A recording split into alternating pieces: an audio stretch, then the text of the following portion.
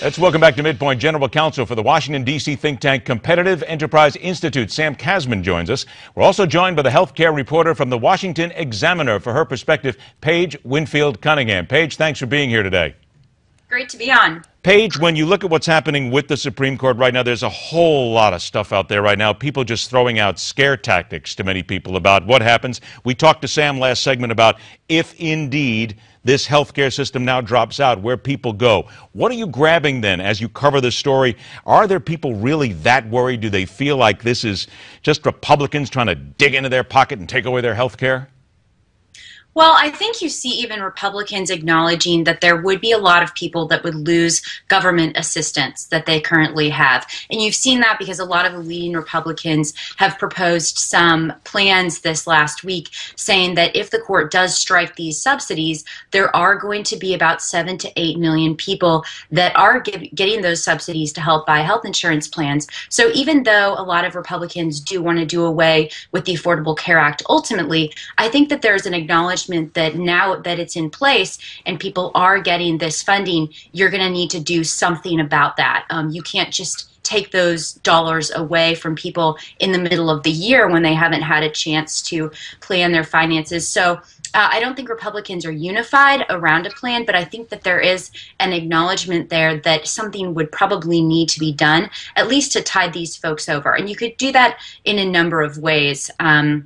So I'm definitely watching to kind of see if we get more details. The only detailed plan I've seen so far, there's one senator has a plan where he's proposing using COBRA benefits and actually using that system to extend temporary coverage, subsidized coverage to the low-income people that are getting subsidies. But we still don't have kind of a lot of details, and it's still very unclear as to whether Republicans would be able to coalesce around any one plan. Sam, from the Institute's perspective then, should indeed you win this case and the Supreme Court rule in your favor, what would be, in a nutshell then, what would be the perfect way to make sure that everything transitions smoothly and nobody panics? I'd say on a temporary basis, Congress could continue the subsidies to the non-participating states, but it could deregulate the sorts of insurance policies that those subsidies could be used to purchase, rather than limiting it right now to only insurance policies that meet the Obamacare criteria. You could, for example, allow those funds to be used to purchase any insurance policy permitted under the state we're talking about. Is it not fair to say, though, that you've got entire segments of this system?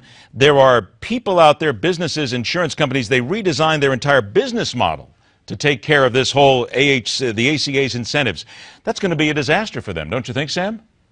No, it won't be a disaster at all. There'll be a transition period. After all, we're talking about a system that's really been in place for about 14 to 15 months. It's not like it's the Constitution of the country that's been around for centuries. And secondly, we're also talking about people who are still finding it impossible to adjust to what they have to do under Obamacare. We've been getting calls every day regarding this case for people wanting to be plaintiffs in the case, describing their own horror situations because they can't afford the policies that have now been substituted for the ones they've had. Paige, only got about 30, 40 seconds left. Do you think Republicans are ready that as soon as the premiums start to skyrocket and something happens there, they're going to be ready for the blame they're going to take because they know it's going to come on their heads? I think that they're definitely sensing that they could be blamed a lot if the court does decide to strike the subsidies. And so I think they're trying to preempt that a little bit. But again, Republicans have historically had a lot of trouble coalescing around one idea. And so some of the plans they proposed have been rather vague. But I do agree with Sam that there are definitely some ways around it. It's just unclear exactly what they would do. The Supreme Court continues to look. We continue to wait. Everybody says they're winning, which, of course, means absolutely nothing until the justices start to talk. There you go. Sam Kasman, we thank you so much for joining us. Paige Winfield Cunningham from the Washington Examiner, thank you so much. We'll look forward to talking to you again. Thank you. Thank you. All right, everybody, take care.